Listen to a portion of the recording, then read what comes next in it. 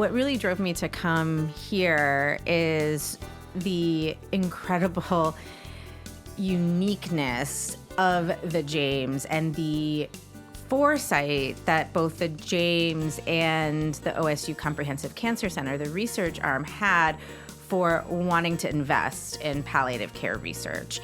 This is the James Cancer-Free World podcast. I'm Steve Wartenberg, and my guest is Dr. Jessica Merlin. Jessica is an expert in supportive care for cancer patients, which is also sometimes called palliative care, and she is the director of the James Center for Research Excellence in Supportive Care, which is called the CREST program. The goal of the CREST team is to improve the quality of life for cancer patients and their caregivers here at the James and around the world through innovative research, new clinical trials, and improved patient care. Welcome to the podcast. Thank you. It's great to be here. Thanks for having me. I think palliative care, supportive care is really an important topic because no one should be in pain. So Indeed. Fill us in, the terms supportive care and palliative care, what exactly do they mean for a cancer patient and why are they so important? Absolutely. Well, thank you for asking that question, because I think the first most important thing is that we make sure that we're talking about the same thing, because supportive and palliative care, these are terms that sometimes get thrown around and different people mean different things by them. So I'd love to tell you a little bit about what we mean when we say them. Supportive care, exactly as you said in your intro, it's care for people with serious illness, in this case, cancer, and their care partners, their families, that really focuses on quality of life and how their cancer impacts their quality of life, either through the cancer itself or the cancer treatment toxicities, and the long-term consequences of living with a serious illness like cancer. So this can include things like, exactly as you said, pain and symptom management. In addition to pain, people with cancer often experience other really impactful symptoms like fatigue or shortness of breath or nausea. And as I said, those can be from the cancer itself. They can be from the cancer treatment. And then there are other aspects of cancer care that supportive care is part of. For example, complex decision-making related to treatment, spiritual support, support specifically for care partners. And then sometimes what we do does involve care close to or at the end of life when that's applicable. So supportive care really encompasses a lot of different things, again, with that focus on quality of life. And palliative care is a discipline that really focuses on care for people with serious illness, regardless of the stage, and also centers quality of life. So they're not exactly the same thing, but they're really overlapping. And, CREST is, as you said, the Center for Research Excellence in Supportive Care. So we're a research team that focuses on advancing science and supportive care. It seems to me that much like cancer science and treatment advances, 30, 40, 50 years ago, we really were at a much different point, and it was and not many people lived too long, right. And pain was almost accepted. But now that we've created chemotherapy and immunotherapy and so many advances, that what you're doing, supportive care, palliative care, has become a whole new science that seems to be advancing pretty quickly. Absolutely. There are a lot of really great insights packed into what you said, so I'll just tease out a couple of them. One is that, 70% of people who are diagnosed with cancer today can expect to live for up to 5 years, and many live much longer. And so it's become really critical to think about how they're living with their disease. And, at the beginning, there's lots and lots of focus on treatment and, figuring out how to do the best, most impactful disease-directed treatment. And over time, while that often continues, there's also an important focus on people's quality of life. And that really should start from the very beginning. And as time goes on and cancer treatment maybe is playing less of a prominent day-to-day role in people's lives, they're not coming into the chemo suite every day, they're not going for radiation therapy, they're living longer with their cancer. As you said, these quality of life concerns really come to the forefront. So, yeah. absolutely. And also, you sort of were alluding to this, but palliative care, supportive care as a field is a newer field. Yeah. So 50 years ago, this wasn't really, we wouldn't be sitting here having a conversation like this. We wouldn't have this language to be able to describe Because there are no specialists in this. Correct. So the specialty of palliative care really grew out of the hospice movement, even though palliative care is so much more. It's inclusive of hospice, but is way, way more than hospice. And it really grew out of the hospice movement in the UK and then here in the United States. When the Medicare hospice benefit was passed in the early 1980s, is really when there started to be a field of clinicians that kind of designated themselves as being experts in this space. And so, I finished my palliative care fellowship in 2011, and that was actually the first year that it was possible for a physician to become board certified in hospice and palliative medicine. And so I remember when and they let people grandmother or grandfather in, as it were, to the board. So when I was in my board review course, there were all these people who've been doing hospice and palliative care for years and years, but we're not board certified because that wasn't a thing. And so we were all sitting together trying to pass our boards. So you're sort of a pioneer in this field. Well, I think we like to think so. Like I said, the field itself is young clinically, and one of the really exciting things about this field is that because it's so young, the research is just growing by leaps and bounds all the time. There's so much that we don't know about how to best care for patients with cancer and their families who struggle with these types of quality of life issues. And so, having been in this field since 2010, 2011 and doing research in this space since then, it really has felt like being on the ground floor of something super important. Yeah. So you're a pioneer and also a veteran in this, but you're fairly new here at Ohio State and at James. I am. I think a little less than a year. Yes. So what brought you here? Absolutely. I started here on July 1st, and I came from the University of Pittsburgh, where I was for 8 years, and then before that at the University of Alabama at Birmingham for 6 on faculty. And what really drove me to come here is the incredible uniqueness of the James and the foresight that both the James and the OSU Comprehensive Cancer Center, the research arm, had for wanting to invest in palliative care research. OSU, the James, and the CCC is a place that has identified palliative care research as a really important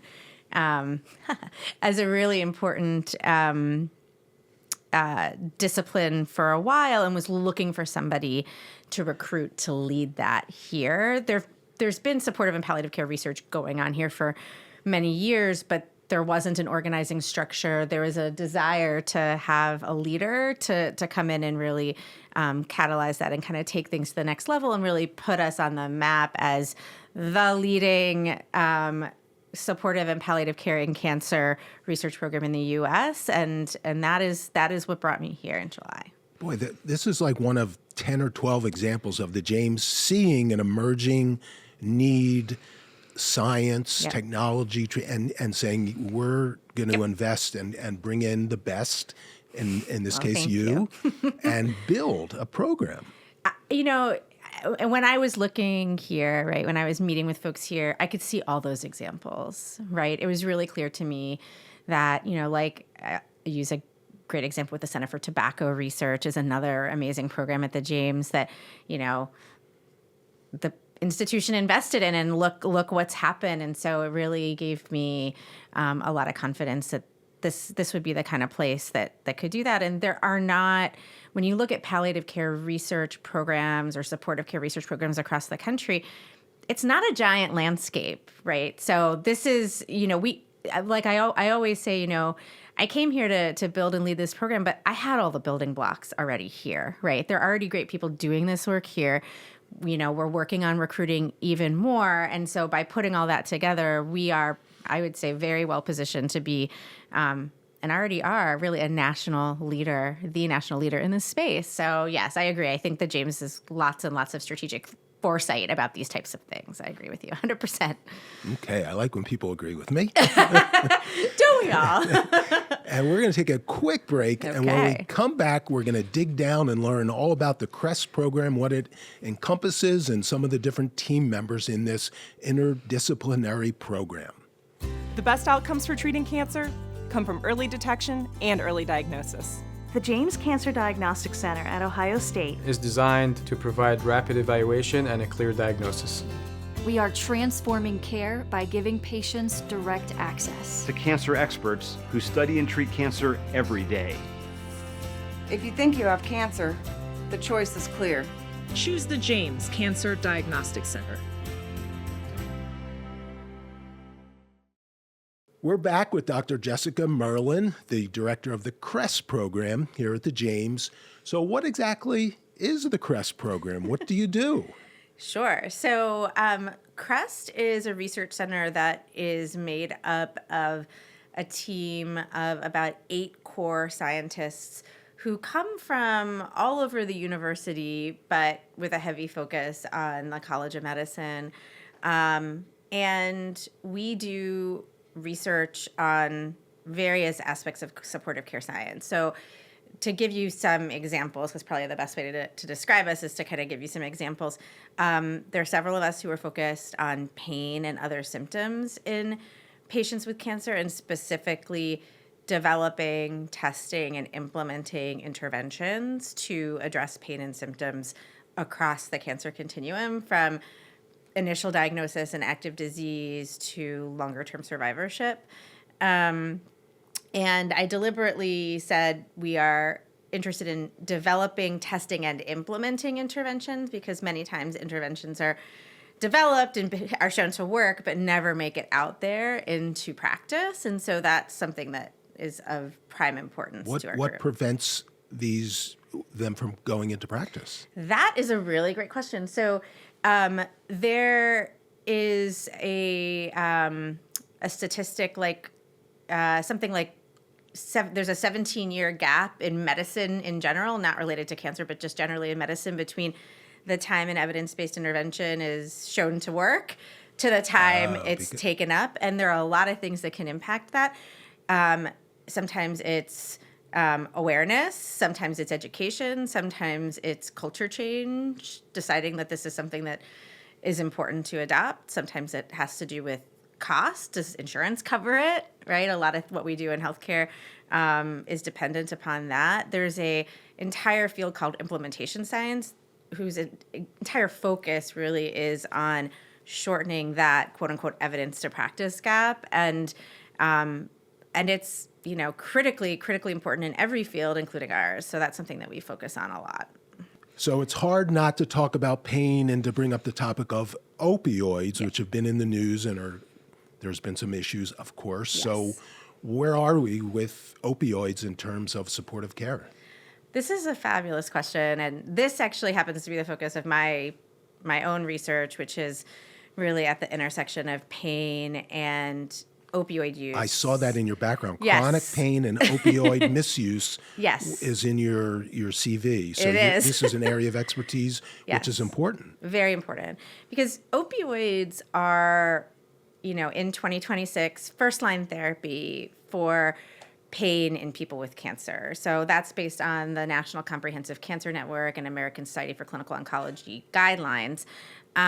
But historically, patients with cancer have actually been excluded from studies of opioids, including both their benefits and harms, because it's always been sort of taken for granted that people with cancer, should, quote unquote, get opioids, because historically, right, when life expectancies have been less, it the didn't cumulative matter. potential harm that somebody might experience would be much less, right? And so, and there was much less desire to study the benefit because everything was very short term. But now people with cancer live for decades and decades, right? So we want to understand how to best apply opioids in this population, right? We want to best understand how somebody with cancer would benefit from opioids, when opioids are most appropriate, who benefits the most from them and how, and then what are the potential harms that somebody might experience. Not just what comes to the top of mind, which is what we see on the news, which is opioid use disorder or addiction, but also other sort of side effects of opioids that people may not think about as much, but are really important. Like, for example, nausea or fatigue, right? When someone is trying to live their best life, if they're tired or they're feeling sick, that can be hard. So how do we, can we measure how often those things are happening, those and other, side effects of opioids? Because they're going to also have fatigue and nausea perhaps from their cancer treatment. Indeed. And on top of that, you don't want more. Exactly. So we have a study that is what's called a prospective cohort study, meaning that we enroll people when they are diagnosed with metastatic cancer in this case, and we follow them forward for up to 2 years. And we look to see, okay, do they develop pain? Because not everybody with cancer will develop pain, about half do, half don't. And then if they have pain, are they prescribed opioids? So we're not intervening, we're just watching to see what happens. Are they prescribed opioids? If they are, do they take them? What's their experience with them? We administer questionnaires to understand the benefits of opioids systematically, and then also to understand opioid-related side effects. And then we interview patients and their care partners to understand, okay, if opioids were started, what was that conversation with your clinician like? What were the things on your mind as you were trying to make the decision about whether to start opioids? Were you worried about some of these things you see in the news or not? Were you worried about your pain and how to, most quickly control it? What did that conversation look like at home between you and your care partner as you thought about whether to move forward with this? And then we also are interviewing clinicians to understand that, and we're doing that longitudinally, meaning over time. So, once somebody's been started on opioids, the dose might get increased. They might continue it for a while. They might stop it if it's not working that well or they're having side effects. And so we're interviewing people repeatedly over time to really understand that as well. So, yeah. So when you say a study, this is a clinical trial type study? Yes. So this is an observational study. So not a clinical trial per se, but a study where we're just sort of following people over time. So this is an NIH-funded study where we have enrolled 601 people into this. So we finished recruitment, and now we're just in the follow-up phase. So so our follow-up phase will end in December, and then we'll have lots more. Then you can invite me back, if I may be so bold, and I can tell you all about what we found. So the idea is to find out what works and what doesn't work, so you can give specific and better guidance to every patient, personalized care. Exactly. Yeah. So the way that we have been thinking about that is shared decision making. So, ideally, the way that decisions about anything in healthcare are made is as a shared decision between the patient, their clinician, and sometimes their care partner. And so by studying the benefits and harms of opioids in people with cancer, as well as these conversations, these shared decision-making conversations, if you will, that are already going on, we can take that next step to trying to figure out what would be the best way to have a shared decision-making conversation.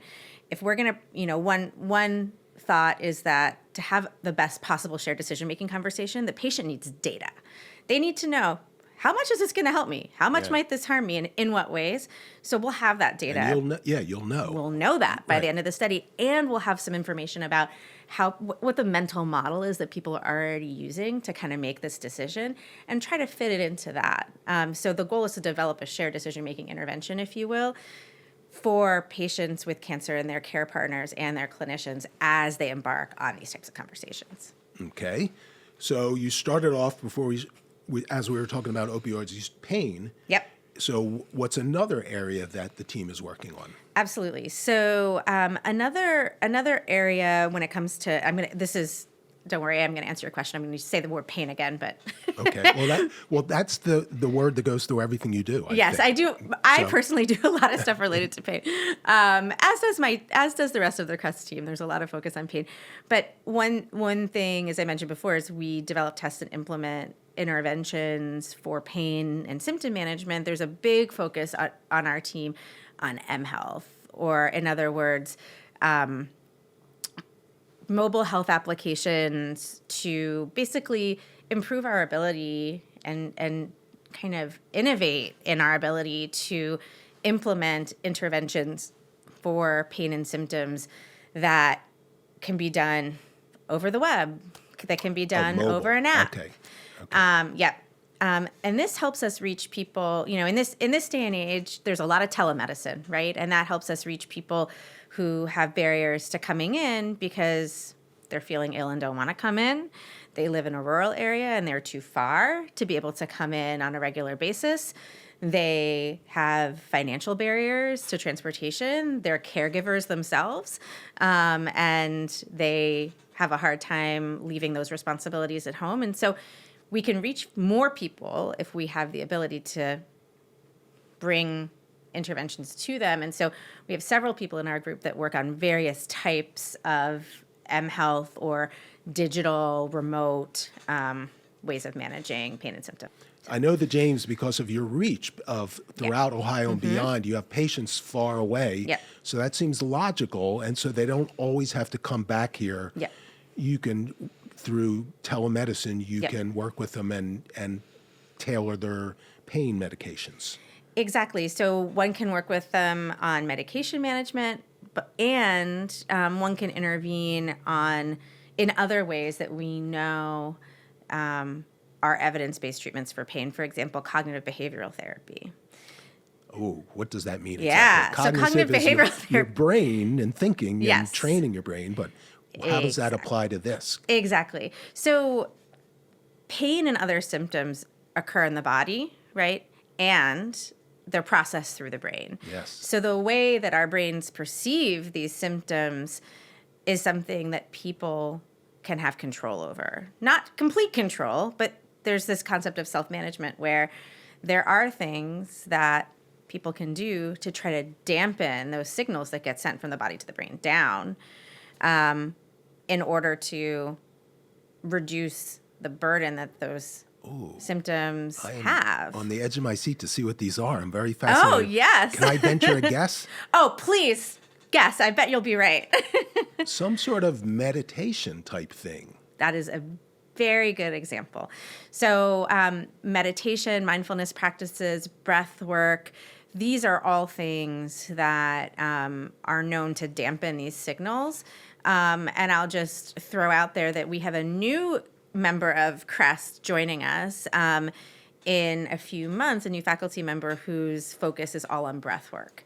And other integrative, what I would call like integrative practices. But, breath work is one thing that has been shown in particular as it relates to pain to dampen some of those signals. We also have a current CREST faculty member, Dr. Carolyn Presley, whose work focuses on progressive muscle relaxation and physical therapy, both of which are things, progressive muscle relaxation much more in that sort of meditation, mindfulness boat, and then physical therapy, more sort of in the physical activity boat that dampen these signals down. And she's studying those for fatigue in patients with lung cancer. Okay. Yes. You're right. It sounds counterintuitive, but if you're tired, exercising can help make you less tired. Oh, yes.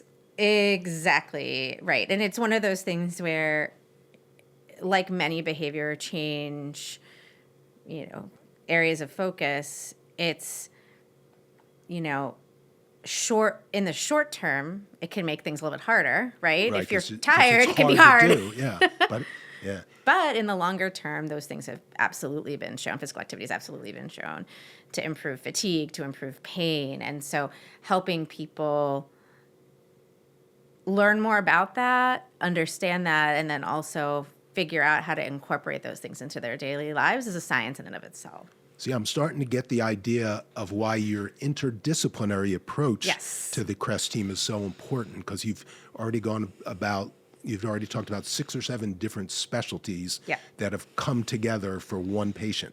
Exactly. So we have on our team psychologists. So Dr. Charla Wells de Gregorio is a clinical psychologist that focuses on cognitive behavioral therapy and something called ACT, which is acceptance and commitment therapy, as behavioral approaches to pain and symptoms in patients with cancer using mHealth.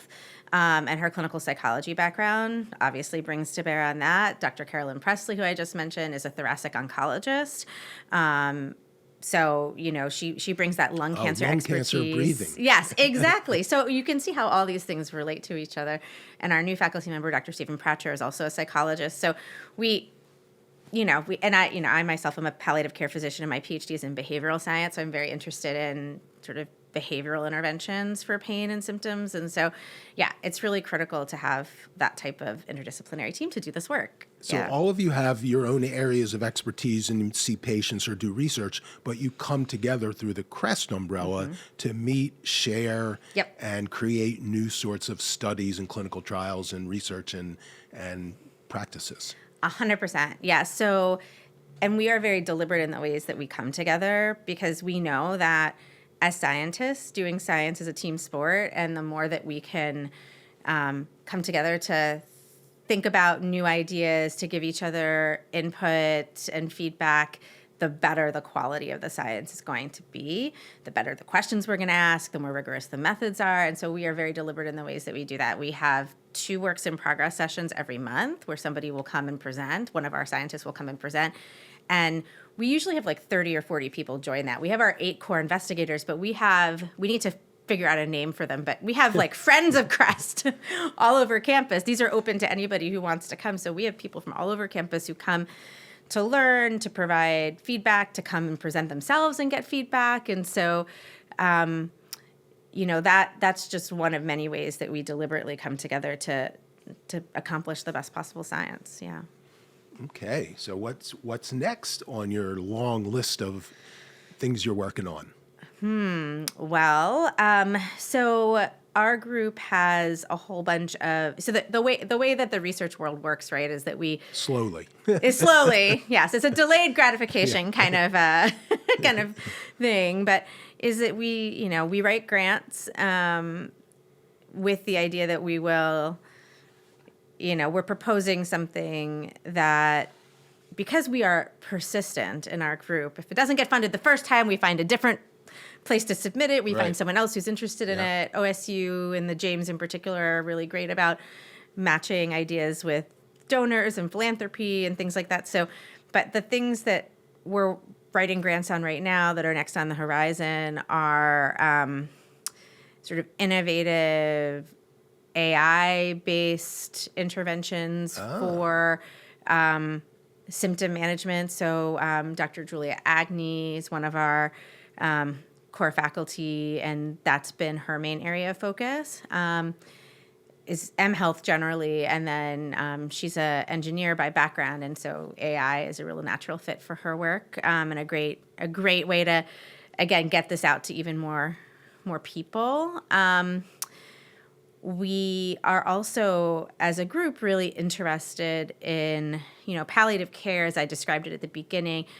It's not one monolithic thing. It's made up of various components that improve patient quality of life, and palliative care interventions have been shown to improve patient quality of life and even mortality. But of all those multiple components, which one is operative? Which ones are working? Which ones work the best for who? So Dr. Brittany Waterman, one of the scientists on our team, works with patients with hepatocellular carcinoma and is working really hard to figure out, in that population, what are the components that work best and for whom, and then developing a really tailored palliative care intervention to that population that can then be tested, and then using that approach to develop palliative care interventions in other cancer populations. So I think I'm learning, and things I've learned is it's important for supportive care to start when treatment starts, or even before. That's right. Exactly. To run through, to tailor it for each person, to have many options and many experts to provide those options, and to always do research to figure out what you can do better and what will work better. I love that summary. That's perfect. Okay. Wow, I got nothing to add to that. That's perfect. Well put. One of the things that James is known for is community involvement through Pelotonia, through so many different things, is that part of what you're doing.